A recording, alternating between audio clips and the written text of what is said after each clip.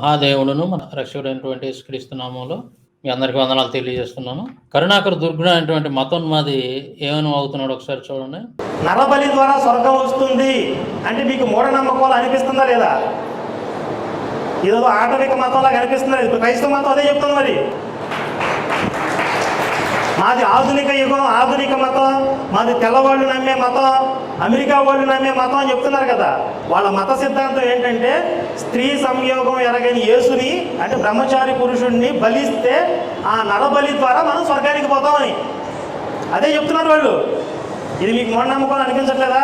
అలాగే ఈ అజ్ఞానం నుంచి మనకు రక్షణ కావాలంటే శంకరాచార్యులు వారు ప్రసాదించినటువంటి జ్ఞానం, ఆ వ్యాక్సిన్ మనకు రావాలి.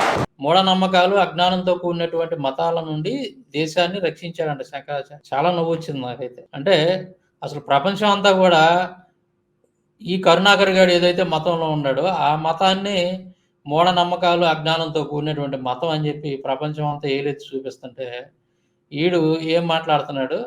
వీడున్నటువంటి మతం ఏదైతే ఉందో ఆ మతం అంట మంచిదంట, ఇతర మతాలన్నీ కూడా అజ్ఞానం, మూఢనమ్మకంతో కూడుకున్నాయంట.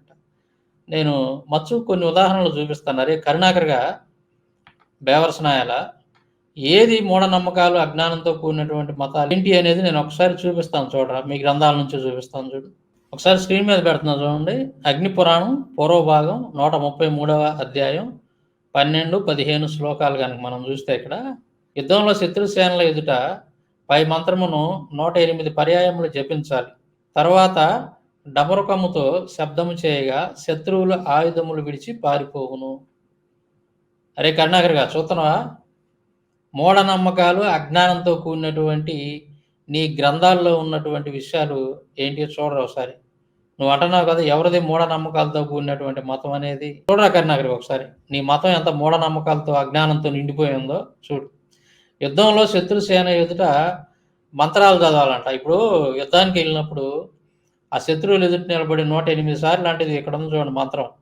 ఈ మంత్రాలంట 108 సార్లు చదివితే వాళ్ళ దెబ్బకి అక్కడ ఆయుధాలు వదిలిపెట్టి పారిపోతారంట. ఒరే కరుణాకర్గా మరి ఈ గ్రంథాల్లో రాసిందే కనుక నిజమైతే, ఇది మూఢనమ్మకమే కనుక కాకపోతే, మరి ముస్లిమ్స్ కానీ తర్వాత బ్రిటిష్ వాళ్ళు కానీ మన దేశం మీదకి దండెత్తి వచ్చేటప్పుడు మరి వాళ్ళ ముందు వెళ్ళి మీరు యుద్ధం చేసి మరి మీ బ్రాహ్మణులు, ఈ గ్రంథాలు, ఈ శాస్త్రాలు రాసిన వాళ్ళంతా కలిసి మీ గురువులు, పీఠాధిపతులు, మఠాధిపతులు అందరూ వెళ్ళి వాళ్ళ ముందు నిలబడి ఇదిగో ఈ మంత్రాలు చదివి మరి వాళ్ళందరినీ అక్కడ నుంచి పారిపోయేటట్టు చేయొచ్చు కదా. మీరు వాళ్ళని జయించవచ్చు కదా.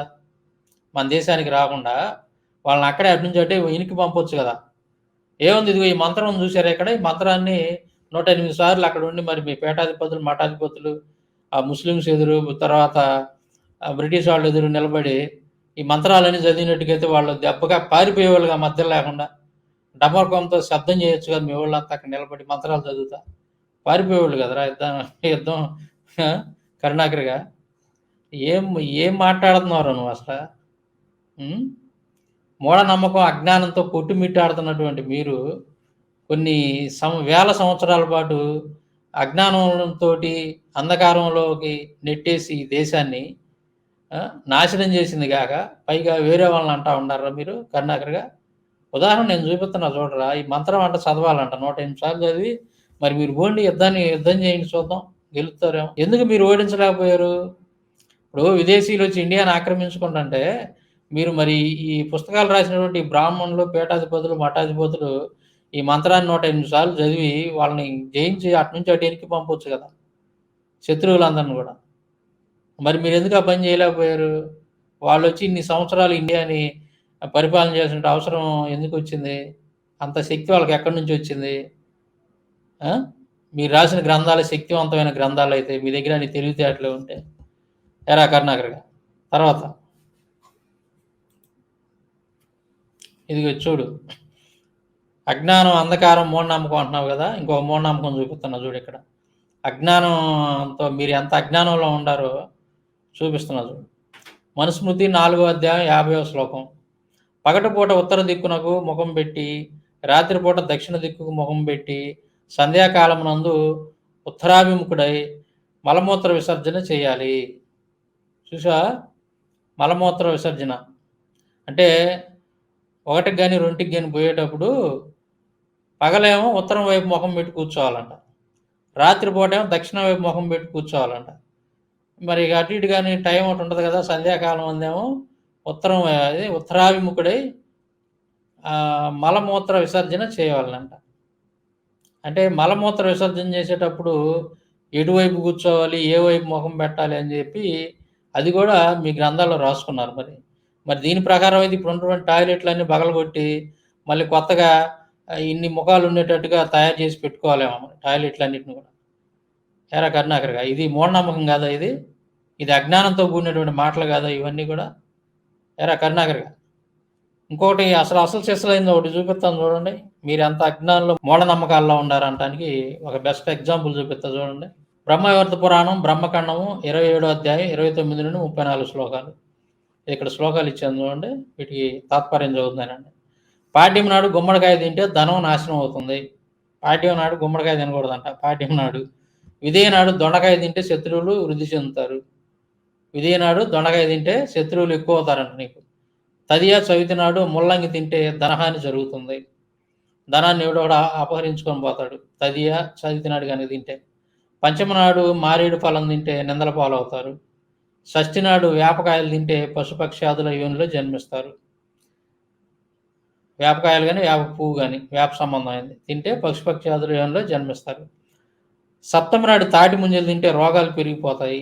సప్తమి నాడు తాటి ముంజలు తింటాయంట రోగాలు పెరిగిపోతాయంట. అష్టమి నాడు కొబ్బరి తింటే బుద్ధి నశిస్తుంది. నవమి నాడు సొరకాయ, దశమి రోజున పాలకూర గోమాంసంతో సమానం. నవమి రోజు కనుక సొరకాయ తింటే, దశమి రోజున పాలకూర తింటే మీరు గోమాంసం ఆవు మాంసం తిన్నట్టే అని చెబుతున్నాం. ఏకాదశి నాడు చిక్కుడుగాయ, ద్వాదశి నాడు ఆకుకూర, త్రయోదశి నాడు వంకాయ తింటే పుత్రుడు మరణిస్తాడు. పుత్రుడు అంటే కొడుకు చచ్చిపోతాడంట. ఈ తిథులు నక్షత్రాలు చూసుకొని మనం కూరగాయలు తినాలి కాబోలు. ఎరా కరుణాకర్‌గా, ఏకాదశి నాడు చిక్కుడుగాయ తింటే, ద్వాదశి నాడు ఆకుకూర తింటే, త్రయోదశి నాడు వంకాయ తింటే, వంకాయ త్రయోదశి నాడు తినకూడదంట. తింటే పుత్రుడు చచ్చిపోతాడంట, కొడుకు చచ్చిపోతాడు. చతుర్దశి నాడు మినువులు తింటే మహాపాపం కలిగిద్దంట. చతుర్దశి నాడు మినువులు కనుక తింటే పాపం అంట. అరే కరుణాకర్‌గా, ఎవరీరా ఈ గ్రంథాలన్నీ? నీ మత గ్రంథాలేగా, ఇందులో రాసినటువంటి విషయాలేగా ఇవన్నీ కూడా. ఇవన్నీ మూఢనమ్మకం కాదా ఇదంతా కూడా? కాదురా, కూరగాయలు తినేటప్పుడు పాడ్యమి, విధియ, తదియ, అష్టమి, నవమి అని చెప్పి తిథులు అన్ని లెక్కేసుకొని ఏ తిథి రోజు ఏ కూరగాయలు తినాలని చెప్పేసి రాసుకొని తింటారా ఏందిరా? అంటే ఏ రోజు ఏ కూరగాయ తింటే ఏమైంది? ఇప్పుడు వీటిని చూసుకొని ఎవరన్నా కానీ, ఇప్పుడు తినేవాళ్ళు ఎవరైనా కానీ వీటిని చూసుకొని కాయలు తింటున్నారా? ఆకుకూరలు కానీ కూరగాయలు కానీ ఇంకా ఇతరత్ర కానీ. చతుర్దశి నాడు మినువులు తింటే మహాపాపం అంట. త్రయోదశి నాడు వంకాయలు తింటే కొడుకు చచ్చిపోతాడంట. ద్వాదశి నాడు ఆకుకూర తినకూడదంట. ఏకాదశి నాడు చిక్కుడుకాయ కూర తినకూడదంట. ఇదంతా మూఢనమ్మకం కదంటారా? ఇది మూఢనమ్మకం, అజ్ఞానంతో కూడినటువంటి మాటలు కదా ఇవన్నీ. నేను జస్ట్ 1, 2 ఎగ్జాంపుల్ చూపిస్తాను. మీ గ్రంథాల నిండా ఇయ్యే. అంటే మీ మతం అంతా కూడా ఈ అజ్ఞానం, అంధకారం, మూఢనమ్మకాలతోటి నిండిపోయింది. సిగ్గు లేకుండా పైపెచ్చు నువ్వు మైక్ ఒకటి తీసుకొని మా శంకరాచార్యుడు రక్షించాడు, ఈ దేశాన్ని రక్షించాడు, అజ్ఞానం, అంధకారం, మూఢనమ్మకాలతో కూడినటువంటి మతాల నుండి ఈ దేశాన్ని రక్షించాడని చెప్పి కథలు చెప్తాం. ఏది మూఢనమ్మకాలు, ఏది అజ్ఞానంలో ఉన్నటువంటి మతం అనేది ఇప్పుడు నేను కొన్ని ఎగ్జాంపుల్స్ చూపించాను. జస్ట్ చిన్న ఎగ్జాంపుల్స్, అవన్నీ కూడా 2, 3 ఉదాహరణలు ఇచ్చాను అంతే. మీ గ్రంథాల నింటే అయ్యే కదరా. అజ్ఞానం, అంధకారం, మూఢనమ్మకం అంటే రామాయణంలో రాసి ఉంది. ఏమన్నది స్పష్టంగా?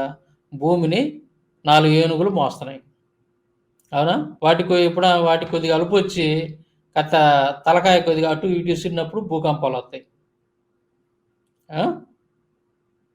తర్వాత మనుషుల యొక్క గర్భాల నుండి చెట్టులు, పుట్టలు, కొండలు, గుట్టలు అన్నీ పుట్టినాయి. ఇవన్నీ అజ్ఞానం, మూఢనమ్మకం, అంధకారంతో కూడినటువంటి మాటలు కదా ఇవన్నీ కూడా.